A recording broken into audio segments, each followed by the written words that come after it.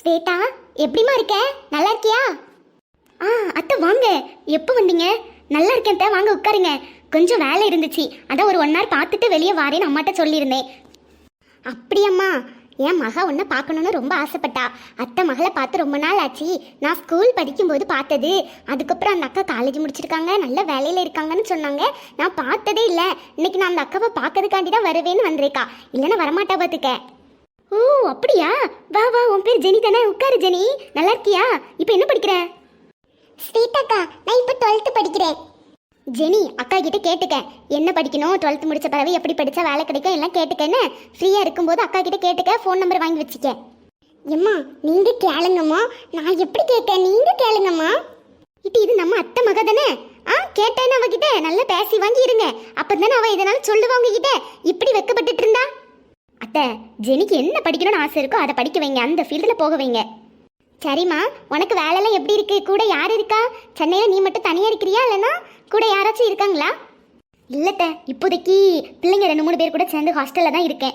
இனி மேரேஜுக்கு அப்புறமா தான் அவங்க கூட இருக்கணும். சாப்பாடெல்லாம் எப்படிமா இருக்கும் வெளி இடத்துல? அடுத்த வருஷம் இன்னும் 2-3 மாதம் தான் இருக்குது. ஜெனியையும் படிக்க வைக்கணும். சென்னையில் போய் தான் படிப்பேங்க. கொஞ்ச நாள் கூட அவளை பார்க்காம இருக்க முடியாது. ஆனால் அவள் அங்கே படிக்கேங்க. என்ன செய்ய ஏது செய்யன்னு தெரியல பத்துக்க. அத்தை, நான் சொல்லிட்டேன், அவளுக்கு என்ன படிக்கணும் எங்கே படிக்கணும்னு ஆசைப்படுறாலோ அதில் படிக்க வைங்க. அந்த ஃபீல்டில் படித்து எப்படியாவது ஒரு வேலையில் இருத்திட்டு அதுக்கப்புறம் கல்யாணம்லாம் பண்ணுங்க. ஜெனி, கேட்டியா அக்கா என்ன சொல்கிறேன்னு? நல்லா படித்து ஒரு வேலைக்கு போகணும், அப்போ தான் 4 பேர் மதிப்பாங்க. அத்தை, நின்றுக்கிட்டே இருக்கிறீங்க, உட்காருங்க அத்தை. சேர் வேணா எடுத்துகிட்டு வரட்டுமா? இல்லைம்மா, பாட்டியா வந்து கதை விட்டத்தில் மறந்தாச்சு. உங்கள் அம்மா உன்னை சாப்பிட்றதுக்கு கூட்டிகிட்டு வர சொன்னாங்க. உனக்கு தான் முதல்ல சாப்பாடு வைக்கணும். எழுப்பி வா, நீ சாப்பிட்ட பிறகு தான் நாங்கள் எல்லாரும் சாப்பிடணும். ஐயோ, சின்ன பிள்ளைங்களாம் இருப்பாங்க, அவங்களுக்குலாம் சாப்பாடு கொடுங்க. நான் இப்போ 10 மணிக்கு தான் சாப்பிட்டேன், வயிறே பசிக்கல. ஆய், இது நல்ல கதையா இருக்க. உனக்கு பசிக்காம இருக்கலாம் ஸ்வேதா, எங்களுக்கெல்லாம் குடல் கொதிக்கி வந்து சாப்பிட்ரு. பசிச்சோ பசிக்கலையே 4 வாயை வாய்க்கில் போட்டுரு, அப்பதான் நாங்க சாப்பிட முடியும். உனக்கு தராம நாங்க சாப்பிட்டோன்னு வச்சுக்கியா வீட்டுக்காரரு தொலைச்சிருவாரு. ஆஹா, சரி சரி, நான் இப்போ வரேன், நீங்க போங்க, நான் இப்போ உடனே வந்துடுறேன். லின்சியக்கா, நீங்க வாங்கலாம். சோறு குழம்பெல்லாம் ஒவ்வொரு பிளேட்ல எடுத்து வச்சாதான் பரிமாறதுக்கு ஈஸியா இருக்கும். அப்போ ஜெனி, நீ ஸ்வேதாக்கா கூட இருந்துட்டு வா, உடனே வாங்க 2 பேரும். அம்மா எல்லாம் எடுத்து வச்சிட்டு இருக்கேன். எம்மா, நானும் உங்க கூட வாரேம்மா. ஏட்டி, அக்கா மட்டும்தானே இருக்கா, இப்போ உங்க கூட வருவா, கூட்டிட்டு வா. சின்ன பொண்ணு வா, எல்லாம் எடுத்து வைப்போம். ஜெனி, இதில் உட்காரு, நான் 1 நிமிஷம் ரெஸ்ட் ரூம் போயிட்டு வந்துடுறேன். சரிக்கா.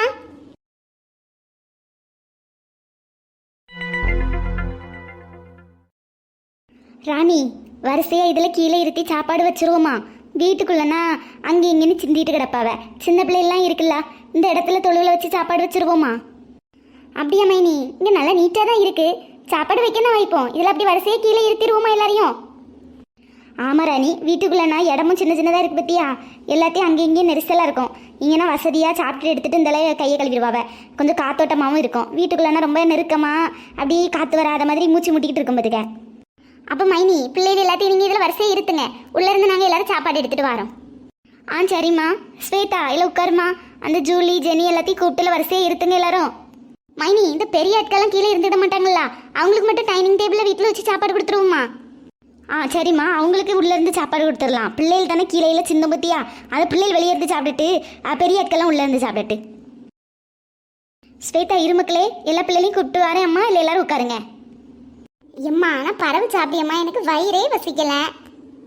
ஈட்டி, உனக்கு தான் பொங்கி போட வந்திருக்கல்வ, நீ முதல்ல இங்கேருந்து சாப்பிட்ரு. சாப்பிட்ட பிறகு இருக்குமா இருக்காதான்னு தெரியாது. எல்லாரும் பொங்கி போட வந்துட்டு உனக்கு மட்டுமா பொங்கி வச்சுட்டு தருவாள்வ நினைக்கா? அவ்வளோ குடும்பத்தோடு வந்து நல்லா தின்னுட்டி எடுத்துட்டு சாயங்காலத்துக்கு அள்ளி கட்டிட்டு போயிடுவாள்வ. சாப்பாடு வைக்க நேரத்தில் சாப்பிட்டாதான் கொஞ்சம் சாப்பிட முடியும். இல்லை உட்காரு நீ. எம்மா, அந்த பிள்ளை கேட்டுட்டே இருக்குமோ, இப்படி சொல்லாதீங்க. நான் மெதுவாக தான் சொல்லி, அவளுக்குலாம் கேட்காது. நீ உட்காரு. நைரா, ஸ்வேதாக்கா பக்கத்தில் உட்காருமா, சாப்பாடு கொண்டு வரேன். ஜூலி, கொஞ்சம் தள்ளி போயா, நான் ஸ்வேதாக்கா பக்கத்துல உட்காரியேன். தூரப்பா, எனக்கு இந்த அக்கா பக்கத்துல இருக்கணும்னு எவ்வளவு ஆசை தெரியுமா? இப்பதான் இடம் கிடைச்சிருக்கு. நீ அங்க இரு, நைரா பக்கத்துல இரு. இது நீ சின்ன பிள்ளை தானே, அந்த அக்கா கிட்ட நான் என்ன படிக்கணும்னா அம்மா கேட்க சொல்லியிருக்காங்க. சாப்பிடும்போது தான் கேட்கணும். இங்க வா. சாப்பிடும்போது பேசக்கூடாதுன்னு அம்மா நிறைய நாள் சொல்லியிருக்காவல்லாம். சாப்பிட்டு முடிச்சுட்டு ஃப்ரீயா இருப்பல்ல, அப்ப கேளு. ஜூலி, திமிர் பிடிச்சவா, தள்ளி போட்டி. மக்களே, சண்டை போடாதீங்க, ஒரு இடத்துல உட்காந்து சாப்பிடுங்க. சரியான திமிரு பிடிச்சவா. வேற யாராவது இருந்தா கூட எடுப்பி விட்டா எலும்புவாவ. இவதான் எலும்ப மாட்டா. இவதான் நம்மளுக்கு தங்கச்சின்னு நம்ம கூட பிறந்திருக்கா. ஜெனி, இந்த பக்கம் வேணா வந்து உட்காருறியா? இல்லக்கா, அந்த பக்கம் ரொம்ப அழுக்கா இருக்குல்ல, இந்த பக்கமே உட்காந்துக்கிறேன். சாப்பிட்டு முடிச்சிட்டு வந்து பேசுறேன். என்ன இது, ஆளுக்கு ஒவ்வொரு சைடு இருக்கிறிய, ஒழுங்கா வரிசையே இருக்க கூடாதா? அத்தை, அப்படி இருந்தா ரொம்ப நெருக்கமா இருக்கு. இப்படி இருந்தாதான் ஃப்ரீயா இருந்து சாப்பிட முடியும். ஓ அப்படியா, சரிம்மா, இந்தாங்க இலை, ஆளுக்கு ஒவ்வொன்று எடுத்துக்கிடுங்க. எம்மா, எனக்கு வந்து கொண்ட சைடு வரும்ல, அந்த இலை தாங்கம்மா. எல்லாம் ஒரே இலை தான், எல்லாருக்கும் நல்ல இலை இருக்கு. சண்டைப்படாம ஆளுக்கு ஒவ்வொரு இலை எடுத்துக்கிடுங்க.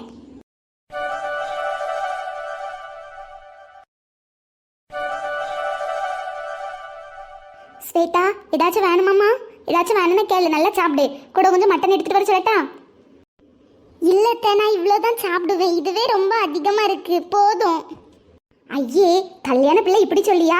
முதல்ல கொஞ்சோட தான் வச்சிருக்கோம். சாப்பிட்டுட்டு அடுத்து சோறு வாங்கி கொஞ்சம் வாங்கி சாப்பிடணும். அப்போ தானே கொஞ்சம் உடம்பு வைக்கும். எப்படி இருக்கா? கம்புக்கு சேலை கட்டி விட்ட மாதிரி இருக்கும் உனக்கு சேலை கட்டினா. எம்மா, எனக்கு மட்டன் கொண்டு வர சொல்லுங்க. யாருக்குமா மட்டன் வேணும்? ஜூலிக்கா, வைக்கட்டா அத்தை? ஆமா அத்தை, இந்த சோத்துக்கு மேலோடி வைங்க. அப்பதான் வரசி சாப்பிடும்போது நல்லா இருக்கும். மைனியோ, அவ கேட்கான்னு வைக்காதீங்க மைனியோ. இது ஜூலி, இலைய பாரு, எவ்வளவு மட்டன் இருக்கு. முதல்ல அதை சாப்பிடு. சாப்பிட்டு முடிச்ச பிறகு கேளு, அம்மா எவ்வளவு நாளும் வச்சு தரேன். சும்மா வாங்கி வாங்கி வச்சுட்டு வேஸ்ட் பண்ணி போடாத. நான் ஒன்றும் வேஸ்ட் பண்ண மாட்டேன். வேண்டான்னு சொல்லவிலுக்கு வையின்னு வைக்காவ. வாங்கணும் வேணும்னு கேட்டா வேண்டாங்க அவ. ஜூலிமா, நீ சாப்பிடு. சாப்பிட்டு முடிச்ச உடனே கேளு, அத்தை வைக்கேன்னு. ஆ சரி. எல்லாரும் அப்படியே பார்த்துட்டு இருக்காதீங்க, கடகடன்னு சாப்பிடுங்க. அடுத்த ஆளுகள் சாப்பிடணும்ல.